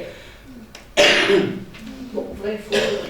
Mais une manière de se protéger de ces influences qui peuvent être éventuellement négatives, c'est de placer des miroirs pour que ces influences négatives soient renvoyées par le miroir. Ça peut aussi donner la signification de beaucoup d'amulettes. Amulettes protectrices, dont je parlais du chaman tout à l'heure, le chaman c'est assez exceptionnel, mais dans des traditions beaucoup plus populaires, porter des petits miroirs pour se protéger, comme une protection. Il y a cette idée aussi, parfois dans certains peuples, que l'image et son modèle sont liés par une correspondance magique. C'est-à-dire que le miroir peut parfois retenir l'âme ou la force vitale de celui qui s'y réfléchit. D'où le fait de ne jamais, en tout cas du danger, de se regarder dans un miroir au cas où le miroir capte son âme. C'est pour ça aussi que parfois, chez certains peuples traditionnels, on n'aime pas être pris en photo. C'est tabou, parce que le photographe va voler l'âme ou l'énergie, la puissance vitale de celui qui est pris en photo. Et il faut se rappeler que dans un appareil photographique, il y a un miroir, il y a des miroirs. Donc il y a cette idée du vol de l'âme, on peut voler l'âme. Oh oui, c'est des traditions des peuples en Afrique, en Amérique latine, au Mexique, oui. Tout simplement. En Afrique. Tout simplement en Tunisie, les femmes ne volent pas. Pas être photographe. C'est très ancré, c'est assez ancestral, cette idée que là oui, le miroir va coller, va capter quelque chose d'essentiel. Donc, c'est pour ça aussi qu'il y a cette idée, dans d'autres traditions, mais là vraiment plus européennes, que les démons, les êtres surnaturels n'ont pas de reflet. Le diable, quand il se regarde dans un miroir, il n'y a pas de reflet. Ça indique aussi des êtres un peu maléfiques.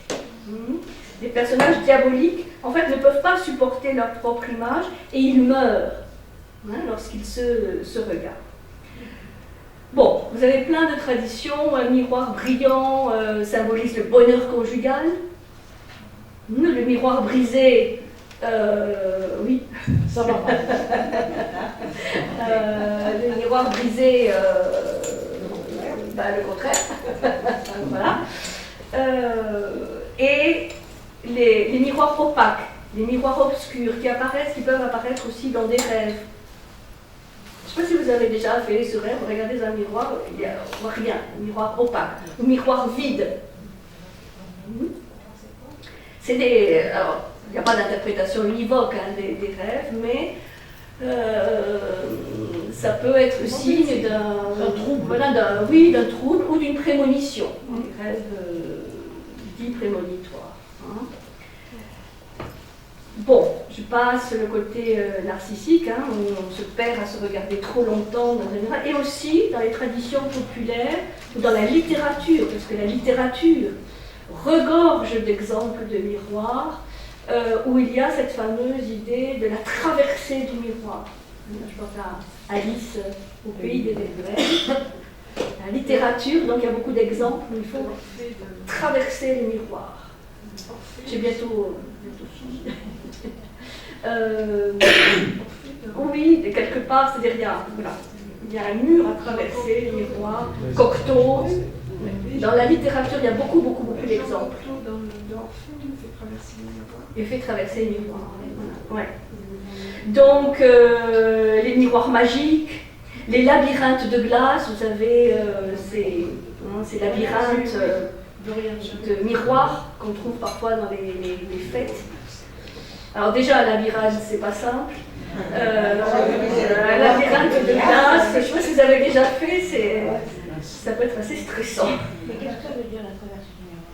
Qu'est-ce que ça veut dire? Dans un bouillie. Plein de choses. Ouais. C'est justement aller dans... C'est l'inconnu, c'est une frontière, donc on va vers un monde qui est à la fois originel, où on va aussi peut-être s'y retrouver en tant qu'essence. Hein, donc c'est aussi un symbole initiatique. La mort passée de l'autre côté du miroir. Il va chercher Eurydice à travers le miroir. Orphée va chercher Eurydice à travers le miroir. Ça, je ne me rappelle pas de Jean Cocteau. Bon. Donc, c'est vrai que dans la littérature, vous avez beaucoup d'exemples de ce symbolique du miroir. Et les miroirs sans teint aussi, ça c'est vraiment intéressant, qui permettent de voir sans être vu. Dans les commissariats, ça on les connaît dans les polars, les policiers. Voilà. Ça c'est aussi très intéressant, voir sans être vu. Et les rétroviseurs dans les voitures. Les rétroviseurs, voilà. Les rétroviseurs. Donc, il y a ce côté, ça c'est intéressant, les rétroviseurs, parce que, on disait spéculer, c'est voir dans l'avenir, et là c'est voir dans le passé. Passé, avenir. C'est lié au temps, le miroir du temps. Mon Dieu, le nombre d'allégories qu'il y a dans les poèmes, dans le langage poétique, le regard dans le miroir du temps. Donc on se voit dans l'enfance, on peut se voir aussi dans la vieillesse, etc. Donc, là, c'est pour ça que c'est vraiment... on pourrait en écrire des encyclopédies quoi, sur la symbolique du miroir. Les boules de cristal, oui, bien sûr, puisque souvent, à une époque, on a utilisé le cristal de roche comme miroir. Bon, vous trouvez vous-même plein d'exemples. Alors, dernière chose qui me semble intéressante, je l'ai déjà un peu évoqué, ce qu'on trouve dans la peinture, vous vous intéressez à la peinture, et donc il y a toute une vision vraiment qui va beaucoup évoluer de la peinture qui doit être un reflet le plus proche possible de la réalité, et ça va être un critère de ce qui est un bon tableau. Et ça va, en tout cas en Occident, je dirais jusqu'au XVIIe, où il faut représenter la nature telle qu'elle est. Même les peintres de la Renaissance à travers leur vision, à travers leur représentation du monde, mais ils vont chercher cet idéal de la mimésis, qui nous vient de la Grèce, c'est-à-dire de l'imitation. Le peintre est un super imitateur, mais il n'est qu'un imitateur de la nature, de ce qu'il représente, et il y a cette recherche de se rapprocher le plus possible du modèle. C'est là qu'on voit encore plus les différences, parce que justement, avec le but de représenter au mieux une réalité, elle est complètement différente de l'un à l'autre. Oui, parce que chacun, il y a un prisme, et c'est tant mieux. Il y a le prisme du peintre qui est, ou de l'artiste, qui est un interprète. Mais par exemple, dans la statuaire grecque, bon, bien sûr, il y a une idéalisation, mais il y a le fait de quand même représenter voilà, le réel tel qu'il est, en tout cas le plus possible tel qu'il est. Et ceci va complètement basculer. J'ai regardé un petit peu dans cette histoire de la peinture avec ce fameux tableau de Manet, que je trouvais intéressant, qui s'appelle Un bar aux Folies Bergères. Et vous pouvez aller voir un bar aux Folies Bergères, on voit probablement une serveuse qui est derrière son bar, il y a un miroir derrière elle, et le reflet qui est dans le miroir, c'est elle, mais qui est de côté, alors qu'elle est de face, qui est décalée, et où il y a un personnage masculin en face d'elle. Donc, on dit que, je ne suis pas une historienne de l'histoire de l'art et de la peinture, mais on dit que c'est un tableau qui a fait date, parce que d'un coup dans la peinture, il y avait une autre vision du miroir, qui était celui de donner une autre vision du modèle, enfin une vision décalée, pas inversée, mais décalée, différente. Voilà. On dit aussi que Velázquez, avec le fameux tableau les Meninas, qui sont à Madrid, il y a ce jeu du miroir. Il y a aussi le couple Vermeer qui se fiance là. Voilà. Et dans la sorcière, on voit autre chose. C'est ça. Voilà. Je ne sais plus de qui, les Ménines de Velázquez. Voilà, et là, il y a chez Vermeer aussi. C'est un peintre hollandais aussi, je crois. Oui. Qui représente le qui se Van Eyck. Bon, vous devez connaître ça beaucoup mieux que moi. C'est peintres qui utilisent des miroirs. Et c'est vrai que c'est assez étrange, parce que quand on se... Enfin, vraiment, quand les Ménines, quand on se plonge en face, à la fin, on ne sait plus qui est dans le miroir, qui est réel. Et ça, donc, il y a une évolution. Et ensuite, donc ça, c'est des peintres qui ont utilisé tout le mystère, en fait, du miroir. Et après, il y a eu toute une évolution avec, au XXe siècle, des peintres qui ont carrément, mais volontairement, utilisé le miroir comme quelque chose de déformant, de subversif. Avec des miroirs vides, avec des miroirs opaques, alors aussi Duchamp, Magritte, voilà, des grands peintres du XXe, où là, il y a vraiment une utilisation transgressive du miroir. Le miroir qui déforme, le miroir qui ne reflète rien, où on sent qu'il n'y a plus du tout cet idéal de représenter le réel, mais au contraire d'en donner une toute autre vision. C'est dans la peinture, c'est dans la sculpture, la musique, voilà. C'est ça. C'est un miroir déstructurant et qui fait partie de cette vision volontairement déstructurante du monde. Ou comme disait Derrida, on déconstruit, c'est la déconstruction. Et le miroir, en tout cas en peinture, est un objet vraiment majeur de cette volonté de déconstruction.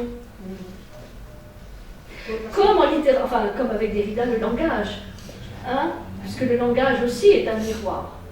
Vous pouvez associer tout ce qu'on a dit du miroir au langage. Les mots sont des intermédiaires pour transmettre quelque chose, et la déconstruction du langage, c'est aussi une déconstruction du miroir. Alors, pour reconstruire, ou déjà pour se défaire de ce qui est considéré comme quelque chose qui qui enchaîne l'homme, de vouloir simplement imiter et pas être un créateur. Enfin, là, ça nous amène beaucoup plus loin, mais ça fait partie aussi de cette symbolique du miroir, le langage. Le langage est un miroir. Comme l'art est un miroir. Là, enfin, on peut vraiment associer beaucoup de disciplines humaines à cette symbolique. La musique, bien sûr. Et donc là, il y a eu toute une évolution historique dans ces différentes disciplines où il y a cette idée d'un miroir vraiment déstructurant.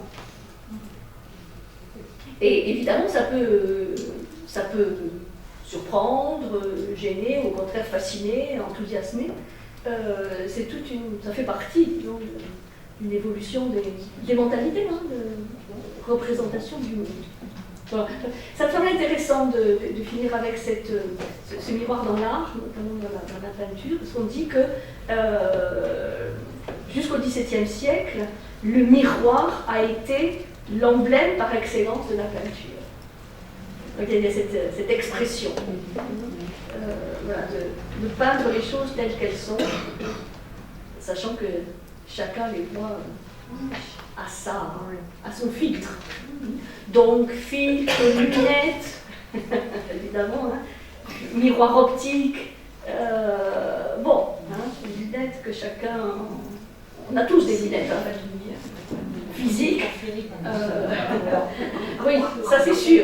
Mais on a tous un filtre. S'il n'y avait pas de lumière, il n'y aurait pas de miroir. S'il n'y avait pas de lumière, il n'y aurait pas de miroir. S'il n'y avait pas de miroir, il n'y aurait pas de lumière. Il n'y aurait pas de ténèbres, etc. Il faut dire que ça renvoie à des questions vraiment métaphysiques. On parlait de philosophie, mais métaphysique. Et c'est pour ça que c'est un symbole vraiment capital. Oui. Enfin, quand on dit c'est le symbole des symboles, c'est pas une figure, pas une expression comme ça simplement formelle, quoi. C'est vrai. C'est vrai. Réflexion. Voilà, c'est ce que j'avais commencé par là. Donc réfléchissez bien, dans tous les sens du terme. Et si vous n'êtes pas perdu de l'autre côté du miroir, on se retrouve la semaine prochaine.